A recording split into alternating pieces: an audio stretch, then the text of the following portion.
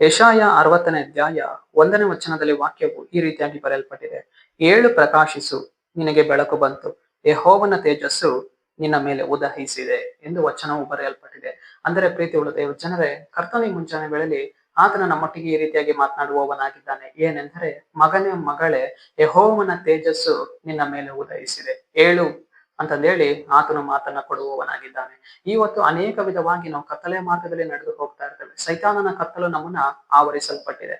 ಆದರೆ ಯಾವಾಗ ದೇವರ ತೇಜಸ್ಸು ಅನ್ನುವಂಥದ್ದು, ದೇವರ ಪ್ರಕಾಶ ಅನ್ನುವಂಥದ್ದು ನಮ್ಮ ಮೇಲೆ ಅದು ಇಳಿದು ಬರುವಂತದ್ದಾಗಿದೆಯೋ, ಆ ಕತ್ತಲೆಯ ಕಾರ್ಯಗಳನ್ನು ದೇವರೇನ್ ಮಾಡುವವರಾಗಿದ್ದಾರೆ, ತೆಗೆದಾಕಿ ಬಿಡುವವರಾಗಿದ್ದಾರೆ. ನಮ್ಮ ಜೀವಿತದಲ್ಲಿರುವಂತಹ ಕತ್ತಲನ್ನು ಆತನು ಮಾರ್ಪಡಿಸಿ, ನಮ್ಮ ಜೀವಿತದಲ್ಲಿರುವಂತಹ ಇರುಳಾದ ಕಾರ್ಯಗಳನ್ನು ಆತನು ಮಾರ್ಪಡಿಸಿ, ನಮ್ಮ ಜೀವಿತದಲ್ಲಿ ದೇವರೇನ್ ಮಾಡುವವರಾಗಿದ್ದಾರೆ, ಒಂದು ಬೆಳಕನ್ನ ಕೊಂಡು ಬರುವವರಾಗಿದ್ದಾರೆ. ಒಂದು ಬೆಳಕಿನ ಮಾರ್ಗದಲ್ಲಿ ಕರ್ತನು ನಮ್ಮನ್ನ ನಡೆಸುವವನಾಗಿದ್ದಾನೆ. ದೇವರ ಪ್ರಕಾಶ ಅದು ನಮ್ಮನ್ನ ಕರೆದುಕೊಂಡು ಹೋಗುವಂತದ್ದಾಗಿದೆ, ಸರಿಯಾದ ಮಾರ್ಗದಲ್ಲಿ ನಡೆಸುವಂತದ್ದಾಗಿದೆ. ಆತನ ತೇಜಸ್ಸು ನಮ್ಮ ಮೇಲೆ ಉದಯಿಸಿ ಬಂದಿದೆ. ಹೇಗೆ ಬೆಳಗ್ಗೆ ಸೂರ್ಯನು ಉದಯಿಸುವವನಾಗಿದ್ದಾನೋ, ಅದೇ ಪ್ರಕಾರವೇ ಇವತ್ತು ನಮ್ಮ ಜೀವಿತದಲ್ಲಿಯೂ ಕೂಡ ದೇವರ ಪ್ರಸನ್ನತೆ ಅದು ಉದಯಿಸಿ ಬರುವಂತದ್ದಾಗಿದೆ. ನಾವು ಮುಂಜಾನೆ ಜಾವದಲ್ಲಿ ಕರ್ತನ ಸಮ್ಮುಖಕ್ಕೆ ಹೋಗಿ ಪ್ರಾರ್ಥಿಸಬೇಕು. ದೇವರೇ, ಈ ದಿನದಲ್ಲಿ ನಿನ್ನ ತೇಜಸ್ಸು ನನ್ನ ಮೇಲೆ ಇಳಿದು ಬರಲಿ ಸ್ವಾಮಿ, ನಿನ್ನ ಪ್ರಕಾಶದ ಮಾರ್ಗದಲ್ಲಿ ನನ್ನನ್ನು ಕರೆದುಕೊಂಡು ಹೋಗು ಸ್ವಾಮಿ ಎಂದು ಹೇಳುವಾಗ ಆತನು ನಮ್ಮನ್ನು ಕರೆದುಕೊಂಡು ಹೋಗುವವನಾಗಿದ್ದಾನೆ.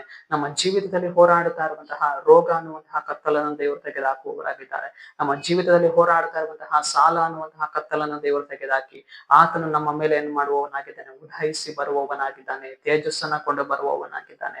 ಕರ್ತನು ನಮಗೆ ಇವತ್ತು ಬೆಳಕಾಗಿರುವುದರಿಂದ ನಮ್ಮ ಮಾರ್ಗಗಳಲ್ಲಿರುವಂತಹ ತಡೆಗಳನ್ನು ಆತನು ನೀಗಿಸುವವನಾಗಿದ್ದಾನೆ. ನಾವು ಇವತ್ತು ಕತ್ತಲೆಯ ಮಾರ್ಗದಲ್ಲಿ ನಡೆದು ಹೋಗುವಾಗ ನಮ್ಮ ಮಾರ್ಗಗಳಲ್ಲಿರುವಂತಹ ತಡೆಗಳು ನಮಗೇನಾಗುವುದಿಲ್ಲ, ತಿಳಿದು ಬರುವುದಿಲ್ಲ. ಆದರೆ ಕರ್ತನು ನಮಗೆ ಬೆಳಕಾಗಿರುವುದರಿಂದ ದೇವರು ನಮ್ಮನ್ನ ಬೆಳಕಿನ ಮಾರ್ಗದಲ್ಲಿ ಆತನು ನಮ್ಮನ್ನ ನಡೆಸುವವನಾಗಿದ್ದಾನೆ. ಸರಿ, ನಾವು ಪ್ರಾರ್ಥಿಸಿಕೊಳ್ಳೋಣ. ಅಪ್ಪ ಕರ್ತನೆ, ನಿಮ್ಗೆ ಸ್ತೋತ್ರ ಸ್ವಾಮಿ. ಈ ಮುಂಚಾನೆ ಬೆಳಲಿ ದೇವರೇ, ಈ ವಾಕ್ಯ ಭಾಗ ಸಂದೇಶವನ್ನು ನೋಡುವ ಜನಗಳನ್ನ ಸಂಧಿಸು. ಕರ್ತನೆ, ನಿನ್ನ ಜನರ ಜೀವಿತದಲ್ಲಿ ನೀನು ಕಾರ್ಯವನ್ನ ಮಾಡಿ ಅಪ್ಪ, ನಿನ್ನ ಜನರ ಮೇಲೆ ನೀನು ಉದಯಿಸಿ ತೇಜಸ್ಸನ್ನು ಕೊಂಡು ಬಂದು ನಿನ್ನ ಜನರನ್ನ ಬೆಳಕಿನ ಮಾರ್ಗದಲ್ಲಿ ನೀನು ನಡೆಸುವುದಕ್ಕಾಗಿ ಸ್ತೋತ್ರ. ನಜರೇತಿನ ಯೇಸುವಿನ ನಾಮದಲ್ಲಿ ಕರ್ತನೆ, ಆಮೆನ್.